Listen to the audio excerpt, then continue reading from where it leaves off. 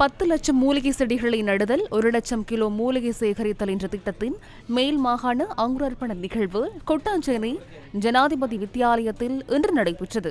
பெருந்தோட்ட மற்றும் சமூக உட்கட்டமைப்பு வசதிகள் பிரதி அமைச்சர் சுந்தரலிங்கம் பிரதீப் தலைமையில் நடைபெற்ற இந்த நிகழ்வில் கொழும்பு மாநகர மேயர் விராய்கல் பல்தசார், ஒசுசவிய வேலை திட்டத்தின் தேசிய ஒருங்கிணைப்பாளர் சட்டத்தரணி சமந்த கோரலை ஆராய்ச்சி உள்ளிட்டவர்கள் கலந்து கொண்டிருந்தனர்.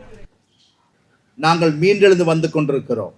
இதுவரை இலங்கையில் ஏற்பட்ட அனர்த்தத்திற்கு எந்த அரசும் வழங்காத நிவாரணங்களை நாங்கள் வழங்கி வருகிறோம்.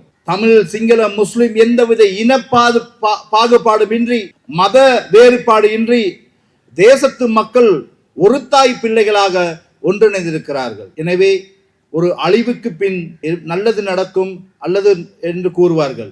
எனவே நான் நினைக்கிறேன், இந்த பேரழிவுக்கு பின்பு எமது நாடு ஒரு புதிய மாற்றத்தை நோக்கி சென்று கொண்டிருக்கிறது. இந்த மாற்றத்துக்கு இலங்கை மக்கள் அனைவரும் ஒன்றிணைந்திருக்கிறார்கள். කොළඹ නගර සභාව හැටියට අපි උපරිම උත්සාහ කරනවා මේ පරිසරය කියන එක රකින්න. கொழும்பு மாநகர சபை என்ற வகையில் சுற்றுச்சூழலை பாதுகாப்பதற்காக கடுமையாக பாடுபடுகின்றோம். இன்றைய தினம் எங்களுக்கு மிகவும் விசேடமாகும். மூலிகை செடிகளை நாங்கள் இன்று நாட்டி வைத்துள்ளோம். எக்ஸ்பிரஸ் பேர்ல் கப்பல் உங்களுக்கு நினைவிருக்கும் என நினைக்கின்றேன்.